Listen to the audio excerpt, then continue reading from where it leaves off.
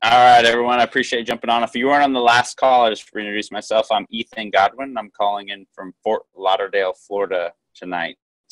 So we're going to go over some ketogenic tips and tricks on eating and eating out and So the first thing, I've been doing this for years, not eating ketogenic completely the whole time, but studying ketones and stuff, things like that. I will say ignorance is bliss. So once you learn things, they tend to be in your head. So try not to stress too much. I mean, one of the biggest keys, I'll just go ahead, like, first thing is do the best you can. Like you're risking yourself to trying to make, just go ahead and do the best you can. Just get yourself nourished and don't overthink it. So if you're the kind of person that, like, maybe you have a salad at the airport and you think the dressing has sugar or something like that in it, and then you start to get in this like downward spiral mindset of like, oh, that must have had sugar, and then you kind of say like, oh, well, it doesn't matter, like I'm gonna just, like, today's a wash day. Like, don't ever do that. Just look at it as a spectrum. There's no good food and bad food. You're always making better or worse choices, and you're always trying to lean towards the better side. So food is food, and you're always trying to make better decisions.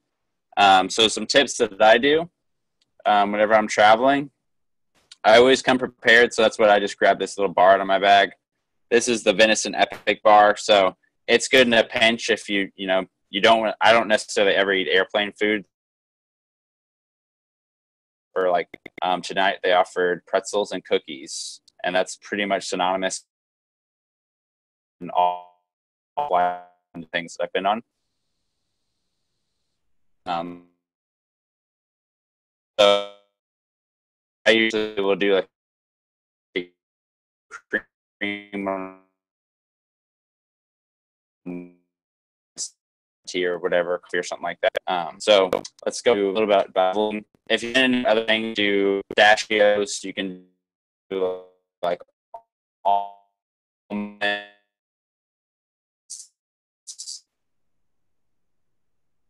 Just be okay. Don't use as much as you typically would. And then when you're out to eat, big tip. I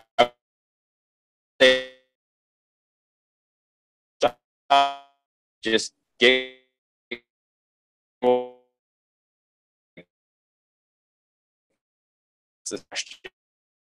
ultimately going to be approach. It kind of swaps here in American carb laden, and the waiter or waitress, I'm like, I'm probably going to be that difficult person today. I don't really eat too much. I'm breaking up. Oh no. Is it working now? Can someone tell me? Okay. So I'm not sure exactly how strong this connection is at the hotel here, so I hope it holds. But so you kind of make friends with the waiter or waitress and just kind of let them know, like, hey, I might be I'm going to be someone who's going to want to make some swaps. Is that going to be okay? I'm trying to eat a lower carb approach. You can tell them if you really want, just tell them you have celiacs. Very, very few people actually have a gluten intolerance, in my belief, but if you tell them that, they will start to cater to it because the market has demanded that already over time. And as the conversation grows larger, more people will, more establishments will offer more keto-friendly things.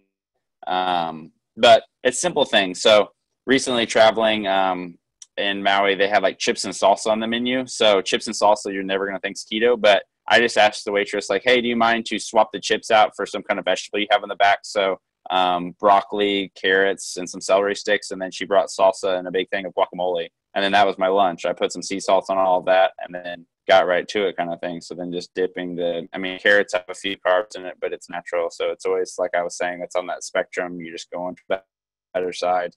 A carrot is definitely better than a chip, kind of thing. Both have a little bit of carbs. The chips definitely got more. So that's just one little thing. You could also, a lot of them come with rice or potatoes. Almost every entree is going to come with like rice and potatoes. So say you go get a steak somewhere, stock on the menu, it's probably going to say something about either some sauce they put on it, which I would get on the side. That way you can kind of control how much you put on there. Maybe you taste it and you're like, oh, that's really sweet. I'll probably just put a little bit, or maybe I won't use that sauce. And then the rice and potatoes, you can usually ask them to swap, like, hey, do you have like any seasonal vegetables that I can just get steamed and some sea salt and then get some butter or something like that on there. If it's a burger and you still want kind of the bun feel, you can ask them and see if they'll do a lettuce wrap. A lot of places do a lettuce wrap, and that's something that's really cool. Let's see, I was pulling up earlier. Let's see if it works. And let me know if I'm cutting out again, please. So this is just, I just Googled really quick, keto to go. So keto and fast food on the go. So if you're someone that is on the go, and I hope everyone can see this, this is Five Guys burgers and fries. I know they're everywhere. So you can get a bacon cheeseburger, lettuce wrap or bowl. So extra cheese, extra bacon. You're getting more of those fats in. Always remembering that you don't want to eat too much protein, because protein can kind of kick you out. So, but you're not overthinking it. But don't just get like double meat kind of thing. Do get some, like, so this one they got extra bacon and extra cheese because that's got more of the fat in there. Jimmy John's, which are also all over the place. They do the unwich, which I know is very popular with people who maybe they have lunch meetings and they have to, you know, you don't want to go to a lunch meeting and just not get anything. So if it's going to be Jimmy John's and unwich or Chipotle, you just basically cut out the rice and beans, which the person's probably going to look at you like you're a little crazy because you're at Chipotle and you don't want rice or beans. But you're going to be the person that enjoys Chipotle and doesn't go into a food coma nap afterwards. And you're going to stay compliant with your goals. Kind of going down, and I won't go through all these, but just some ideas, because I think having ideas really, really helps. But In-N-Out Burger, you have the protein style burger, or the Flying Dutchman. So that's a lettuce wrap. Even places like Hardee's and Carl's Jr. have it. So you can basically get a burger and then get the lettuce wrap and the toppings. Panera's got a really good selection there. They have some items off the hidden menu. Even Mickey D's has, you know, some really have to go there. I personally wouldn't go there like all the time and get that exact meal. But if you're on the go and you need something quick, then do what you have to kind of maintain a lower carb approach if your goal is at maximizing fat loss. So always taking your goal into consideration. So coming down to Wendy's, you got KFC, Subway, then gas station kind of stuff. A lot of gas stations actually are doing more of the hard-boiled eggs, and they're doing pork rinds and different things like that. Starbucks, if you're going to get your coffee, you can get some keto cream and dump it in there. I probably wouldn't go to Taco Bell. We'll just scroll over that one. So those are just some ideas right there. Click back off the share.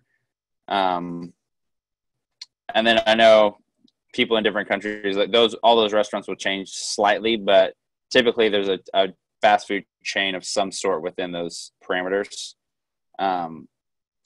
Let's see. If you're going to get a salad, Caesar salads go great, and you just kind of subtract the croutons.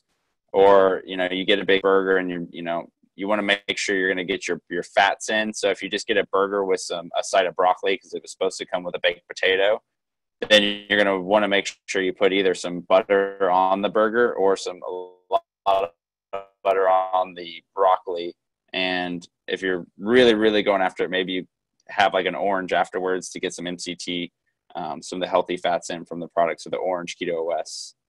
You could also do like a keto cream and tea for a dessert afterwards as well. If maybe the party that you're with did really want dessert and you just don't want to sit idle there, then you can kind of have your own keto cream in your pocket and whip it out.